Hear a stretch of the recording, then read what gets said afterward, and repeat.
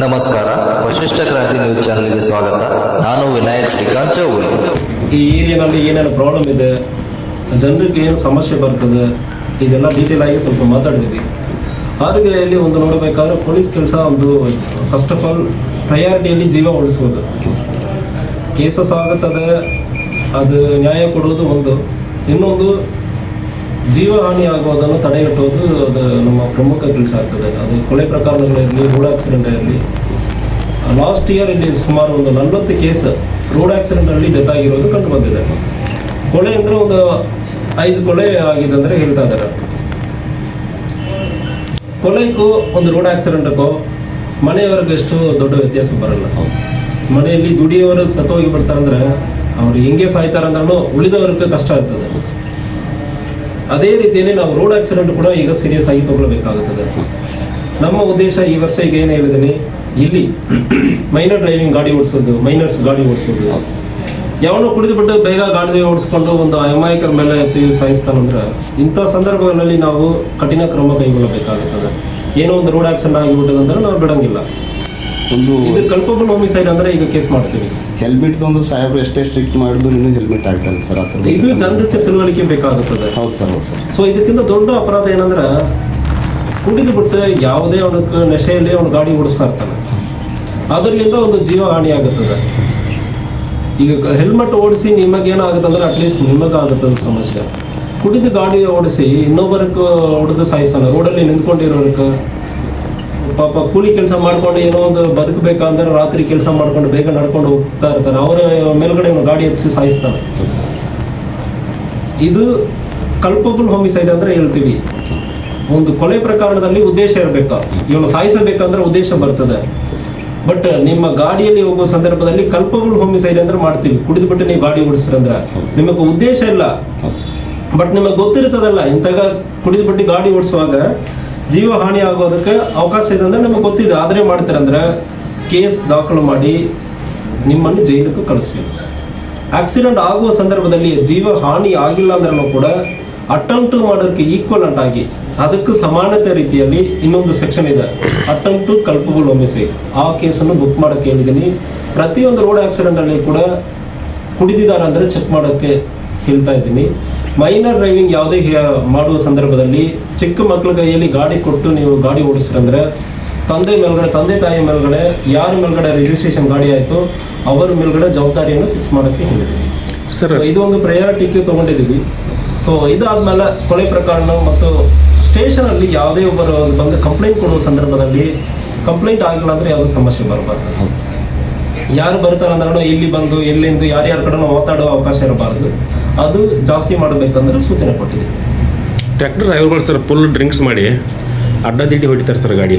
ಈಗ ಅದಕ್ಕೆ ಟ್ರ್ಯಾಕ್ಟರಲ್ಲಿ ಇರುವವರಿಗೆ ಒಂದು ಅದು ರಾತ್ರಿ ಇರಲಿ ಹಗಲಿರಲಿ ಹಿಂದುಗಡೆ ರಿಫ್ಲೆಕ್ಟರ್ ಕ್ಲಾತ್ ಈಗ ಕೊಟ್ಟಿದ್ದಾರೆ. ಹ್ಞೂ ಸರ್. ಶುಗರ್ ಫ್ಯಾಕ್ಟ್ರಿಗೆ ಹೇಳ್ತಾ ಇದ್ದೀವಿ, ಶುಗರ್ ಫ್ಯಾಕ್ಟ್ರಿಯಿಂದ ಒಳಗೆ ಮತ್ತು ಹೊರಗೆ ಬರುವಾಗ ಕಡ್ಡಾಯವಾಗಿ ಅವರು ಒಳಗೆ ಬರುವಾಗಲೂ ಅವ್ರು ಹಾಕೊಂಡು ಬಂದಿದ್ದಾರೆ ಅಂದ್ರೆ ನೋಡಬೇಕು, ಇಲ್ಲಾಂದ್ರೆ ಪೊಲೀಸ್ಗೆ ನೀವು ಮಾಹಿತಿ ಕೊಡಬೇಕು. ಹೊರಗೆ ಬರುವಾಗಲೂ ಅವ್ರ ಗೇಟ್ ದಾಟುವ ಸಂದರ್ಭದಲ್ಲಿ ಹಗಲಲ್ಲಿ ಇರಲಿ ರಾತ್ರಿ ಇರಲಿ, ಅವನು 12 ಗಂಟೆಗೆ ಶುರುವಾಗಿ ಅವನು ಸಾಯಂಕಾಲ ಹೋಗುವಾಗ 8-9 ಆಗುತ್ತದೆ. ಈ ಟ್ರ್ಯಾಕ್ಟರಲ್ಲಿ ರಿಫ್ಲೆಕ್ಟರ್ ಕ್ಲಾತ್ ಇಲ್ಲ ರಿಫ್ಲೆಕ್ಟರ್ ಟೇಪ್ ಇಲ್ಲ ಅಂದ್ರೆ ಯಾವುದು ಗೊತ್ತಾಗಲ್ಲ. ಅದು ಹಾಕಿಲ್ಲ ಅಂದ್ರೆ ಕೇಸ್ ಮಾಡೋಕ್ಕೆ ಸೂಚನೆ ನೀಡಲಾಗಿದೆ. ಜೊತೆಗೆ ದೊಡ್ಡ ದೊಡ್ಡ ಸೌಂಡ್ ಬಾಕ್ಸ್ ಹಾಕೊಂಡು ಓಡಿಸ್ತಾ ಇದ್ದಾರೆ. ಹಿಂದೆ ಯಾರು ಹಾರನ್ ಹಾಕ್ತಾರೆ ಅಂದ್ರೆ ಗೊತ್ತಾಗಲ್ಲ ಸರ್. ಅಂತ ಸೌಂಡ್ ಬಾಕ್ಸ್ ಹಾಕೊಂಡು ಓಡಿರ್ತಾರೆ ಅಂದ್ರೆ ಗಾಡಿಯನ್ನು ಸೀಸ್ ಮಾಡಬೇಕು ಮತ್ತು ಸೌಂಡ್ ಬಾಕ್ಸ್ ಅನ್ನು ಬೆಚ್ಚಬೇಕು. ಅದು ಒಂದು ಸೂಚನೆ ಕೊಡಲಾಗಿದೆ. ಮತ್ತು ಟ್ರ್ಯಾಕ್ಟರಲ್ಲಿ ಹೋಗೋರ ಮೇಲ್ಗಡೆ DD ಕೇಸಸ್ ಕುಡಿದಿದ್ದಾರೆ ಅಂದ್ರೆ ಚೆಕ್ ಮಾಡಬೇಕು, ರ್ಯಾಂಡಮ್ ಚೆಕಿಂಗ್. ನಮಗೆ ಪ್ರಯಾರಿಟಿ ಈ ಕುಡಿದುಬಿಟ್ಟು ಗಾಡಿ ಓಡಿಸೋದು, ನೆಗ್ಲಿಜೆಂಟ್ ಆಗಿ ಬೇಜವಾಬ್ದಾರಿತನದಿಂದ ಗಾಡಿ ಓಡಿಸೋದು, ಇದನ್ನು ಅವಾಯ್ಡ್ ಮಾಡಬೇಕಾಗಿರೋದು ನಮ್ಮ ಉದ್ದೇಶ. ಇದರಿಂದ ಈ ವರ್ಷ ಈ 40ರಿಂದ ಒಂದು 20ಕ್ಕೆ ನಾವು ಕಡಿಮೆ ಮಾಡ್ತೀವಿ ಅಂದ್ರೆ ಅದು ನಮ್ಮ ಪೊಲೀಸ್ ಕೆಲಸ. ಇದು ನಮ್ಮ ಪ್ರಯಾರಿಟಿ ಇದೆ ಸರ್. ಬೆಳಗಾವಿ ಜಿಲ್ಲೆಯಲ್ಲಿ ಮೀಟರ್ ಬಡ್ಡಿ ದಂಧೆ ಭಾಳ ಜೋರು ಅಂತ ಕೇಳ್ತಾ ಇದ್ದೀವಿ ಸರ್ ಬೆಳಗಾವಿಯಲ್ಲಿ. ಅದಕ್ಕೆ ತಾವು ಏನು ಪರಿಹಾರ ಮಾಡ್ತೀರಾ ಅಂತ? ನೀವು ಎಲ್ಲಿ ಬಂದು ಇಂತಹ ಮೀಟರ್ ಬಡ್ಡಿ ಇದಂದ್ರೆ ನೀವು ಹೇಳೋ ಸಂದರ್ಭದಲ್ಲಿ ತೊಂದರೆ ಮಾಡೋ ಸಂದರ್ಭದಲ್ಲಿ ಖಂಡಿತವಾಗಿ ಸ್ಟೇಷನ್ಗೆ ಹೋಗಿ ಕಂಪ್ಲೇಂಟ್ ಕೊಡಿ. ಒಂದು ವೇಳೆ ಸ್ಟೇಷನಲ್ಲಿ ಕಂಪ್ಲೇಂಟ್ ತಗೊಂಡಿಲ್ಲ ಅಂದ್ರೆ ನಮ್ಮ ಆಫೀಸ್ಗೆ ಬಂದು ಕಂಪ್ಲೇಂಟ್ ಕೊಡ್ತೀರಂದ್ರೆ ಹ್ಞೂ ಸರ್, ನಾನು ಕಾನೂನು ರೀತಿಯಲ್ಲಿ ಮೀಟರ್ ಬಡ್ಡಿ ಕೊಟ್ಟಿರೋರು ಮಾತ್ರ ಪೊಲೀಸ್ ಮನೆಗಳನ್ನು ಸೇರಿ ಕ್ರಮ ಕೈಗೊಳ್ತೀವಿ. ಯಾರು ನೀವು ಕಂಪ್ಲೇಂಟ್ ಕೊಡ್ತಾರೆ ಅಂದ್ರೆ ಪೊಲೀಸಲ್ಲಿ ನಾವು ಕಂಪ್ಲೇಂಟ್ ಅನ್ನು ತಗೊಳಕ್ಕೆ ಇದ್ದೀನಿ. ಒಂದು ವೇಳೆ ಪೊಲೀಸಲ್ಲಿ ಕಂಪ್ಲೇಂಟ್ ತಗೊಂಡಿಲ್ಲ ಅಂದ್ರೆ ನೀವು ನಮ್ಮ ಕಡೆ ಬಂದು ಕಂಪ್ಲೇಂಟ್ ಕೊಡಿ, ಪೊಲೀಸ್ ಮನೆಗಳನ್ನು ಸೇರಿ ನಾವು ಕ್ರಮ ಕೈಗೊಳ್ತೀವಿ. ವಾರದ ಬಡ್ಡಿ ಕೊಡ್ತಾರೆ ಸರ್, ಕಂಪ್ಲೀಟ್ ಕೊಡ್ತಂದ್ರೆ ಅವರಿಗೆ ಹೆದರಿಕೆ ಹಾಕ್ತಾ ಇದಾರಂತೆ. ನೀವು ಧೈರ್ಯವಾಗಿ ಮುಂದೆ ಬರಬೇಕು. ಇಂಥವೇ ಇರುವರ ನಾವು ಕಡಿವಾಣ ಆಗಬೇಕಾದ್ರೆ ನಮಗೆ ಮಾಹಿತಿ ಬರಬೇಕು. ಒಂದು ಸ್ಟೇಷನ್ ಹೋಗಿ ಇಲ್ಲಿ CCTV ಕ್ಯಾಮೆರಾ ಇದೆ, ಪ್ರತಿ ಸ್ಟೇಷನ್ ಅಲ್ಲಿ ಕೂಡ ಇದು ನನ್ನ ಆಫೀಸ್ ನೋಡೋದಕ್ಕೆ ಅವಕಾಶ ಇರ್ತದೆ. ನೀವು ಸ್ಟೇಷನ್ ಬಂದಿದ್ದೀರಾ ಬಂದಿಲ್ಲ ಅಂದ್ರೆ ಈ CCTV ಕ್ಯಾಮೆರಾ ನಲ್ಲಿ ನನ್ನ ಆಫೀಸಲ್ಲಿ ನೋಡ್ತೀನಿ. Okay sir. ನೀವು ಸ್ಟೇಷನ್ ಹೋಗಿ ಅವ್ರ ಕಂಪ್ಲೇಂಟ್ ಕೊಟ್ಟಿಲ್ಲ ಅಂದ್ರೆ ಸೊ ನಮ್ಮ ಆಫೀಸ್ ಬಂದು ಕಂಪ್ಲೇಂಟ್ ಕೊಡಬೇಕು ಯಾವುದೇ ಕಾರಣಕ್ಕೂ. Okay sir, thank you sir. SP ಸಾಹೇಬರು ಬಂದು ವಿಸಿಟ್ ಮಾಡಿದ್ರು, ಅದ್ರ ಬದಲು ತಮ್ಮ ಅಭಿಪ್ರಾಯ ಏನು? ತುಂಬ ಸಂತೋಷ. ಬೆಳಗಾವಿ SP ಸಾಹೇಬರು ಹಾರ್ಗೇಡ್ ಸ್ಟೇಷನ್ಗೆ ವಿಸಿಟ್ ಮಾಡಿದ್ರೆ ನಮ್ಗೆ ತುಂಬ ಸಂತೋಷ ಆಯಿತು. ಇಲ್ಲಿ ಏನೇನೋ ತೊಂದರೆಗಳದಾವ ಅಂತ ಕೇಳಿದ್ರು. ಮೊದಲು ಮೇನಾಗಿ ನಮಗೆ ಆಗಬೇಕಾದ ಹಾರ್ಗೇಡ್ ಪೊಲೀಸ್ ಸ್ಟೇಷನ್. ಹಾರ್ಗೇಡ್ ಪೊಲೀಸ್ ಸ್ಟೇಷನ್ ಯಾಕೆ ಆಗಬೇಕು ಅಂದ್ರೆ ಪುರಸಭೆ ವ್ಯಾಪ್ತಿದಾಗ ಐತಿ. ಮತ್ತು ಅದು ಹಳಿದ ಕಟ್ಟಡ ಮೇಲೆ ಹಂಚೆಲ್ಲ ಸೋರ್ತಾವು. ಮಳೆಗಾಲ ಬಂತಂದ್ರೆ ಯಾರಿಗೆ ಸಿಬ್ಬಂದಿಗಳಿಗೆ ಕುಂದ್ರಾಕ ಆಗಾಗಿಲ್ಲ. ಅಷ್ಟು ಹೊಲಸಂಖ್ಯೆ ಇದೆ ಸ್ಟೇಷನ್.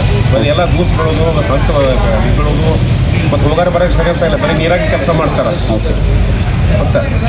ಮತ್ತು ಬೆಳಗಾವಿ ಡಿಸ್ಟಿಕಲ್ಲಿ ಬಡ್ಡಿ ವ್ಯವಹಾರ ಜಾಸ್ತಿ ಐತೆ ಅಂತ ಹೇಳಿ ಬಂದಿತ್ತು. ತಾವೇನಾದರೂ ಮಾಹಿತಿ ಕೇಳಿದ್ರೆ? ಹೌದು, ಬೆಳಗಾವಿ ಜಿಲ್ಲೆಯಲ್ಲಿ ಮೀಟರ್ ಬಡ್ಡಿ ದಂಧೆ ಭಾಳ ಜೋರು ಐತಿ. ವಾರದ ಬಡ್ಡಿ, ತಿಂಗಳ ಬಡ್ಡಿ, ಅವ್ರ ಲೈಸೆನ್ಸ್ ಇಲ್ಲ, ಪರ್ಮಿಷನ್ ಇಲ್ಲ, ಮೀಟರ್ ದಂಧೆ ಭಾಳ ಜೋರು ಮಾಡ್ತಾರೆ. ಅದು ಏನೋ ಕಂಪ್ಲೇಂಟ್ ಕೊಡ್ತೀವಿ ಮಾಡ್ತೀವಿ ಅಂತ ಹೇಳಕ್ಕೆ ಹೋದ್ರೆ ಅವ್ರಿಗೆಲ್ಲ ಭಯ ಉಡಿಸಿ ಹೆಚ್ಚಿಗೆ ಹಾಕಿ ಕೋಲಿಯಡ್ ರೂಮ್ ಹಾಕಿ ಏನು ಕಂಪ್ಲೇಂಟ್ ಗಿಮ್ಲೇಟ್ ಮಾಡಿದ್ರೆ ನೀನು ಓಡಿಸಂಗಿಲ್ಲ, ಬಡಿಯಂಗಿಲ್ಲ, ಏನು ಬೇಕಾಗಿ ನೀವು ಮಾಡ್ತು ಅಂತ ಭಯ ಹುಟ್ಟಿಸ್ತಾರೆ.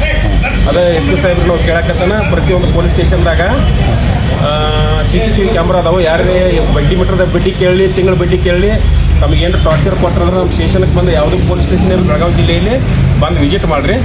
ನಿಮ್ಗೆ ಯಾರ ಮೀಟರ್ ಬಡ್ಡಿದಲ್ಲಿ ರಜಿಕೆ ಆಗ್ತಾರಲ್ಲ ಅವ್ರು ತಂದು ನಾವು ಶಿರಾ FIR ಮಾಡಿ ಜೈಲಿಗೆ ಕಳಿಸೋ ವ್ಯವಸ್ಥೆ ಮಾಡ್ತೀವಿ ಅಂತ SP ಸಾಹೇಬ್ರು ಹೇಳಿದ್ದಾರೆ. ಈಗ ಅದು ನಮ್ಗೆ ಭಾಳ ತುಂಬ ಸಂತೋಷ ವಿಷಯ. ಇನ್ನೇನು ಕಬ್ಬಿನ ಗಾಡಿ ಟ್ರ್ಯಾಕ್ಟರ್ಗಳು ಫುಲ್ ಲೋಡ್ ತೊಗೊಂಡು ಫುಲ್ ಡ್ರಿಂಕ್ಸ್ ಮಾಡಿ ಟೇಪ್ ಹಚ್ಕೊಂಡು ಹೊಡಿತಾರಂತ ಜಾಸ್ತಿ. ಅವ್ರಿಗೆ ಡೈರೆಕ್ಟನ FIR ಮಾಡಿಸಿ ಅವ್ರ ಮೇಲೆ DD ಕೇಸ್ ಹಾಕಿ ಒಳಗೆ ಹಾಕ್ತೀನಿ ಅಂತ ಹೇಳಿದ್ರು ಸಾಹೇಬರು. ಅದು ನಮ್ಗೆ ಭಾಳ ತುಂಬ ಸಂತೋಷ ಆಯಿತು. ಇವಾಗ ಹೆಲ್ಮೆಟ್ ಇಲ್ಲದೆ ಚಿಕ್ಕ ಮಕ್ಕಳು ಭಾಳ ಹೊಡಿತಾರೆ, ಅದ್ರ ಬದಲು ಏನಾದ್ರು ಮಾಹಿತಿ ಕೇಳಿದ್ರೆ? ಅದ್ರ ಬದಲು ಮಾಹಿತಿ ಕೇಳಿದ್ವು. ಅದ್ರ ಬದಲು ಸಾಹೇಬರು ಪ್ರತಿಯೊಂದು ಸರ್ಕಲ್ನಲ್ಲಿ ಎಲ್ಲರೂ ನಿಂತು ತಪಾಸಣೆ ಮಾಡಿ ಹೆಲ್ಮೆಟ್ ಇಲ್ದವ್ರಿಗೆ ಕೇಸ್ ಹಾಕಿ ಅಂತ ಖಡಾಖಂಡಿತವಾಗಿ ಹೇಳಿದರು. ಹೌದು ಸರ್. ತಮ್ಮ ಹೆಸರು? ರಾಘವೇಂದ್ರ ರಾಮದೇವ್ ಶಿಂಪಿ, DSS ಭೀಮವಾದ ರಾಜ್ಯ ಸಮಿತಿ ಸದಸ್ಯರು. Okay sir, thank you.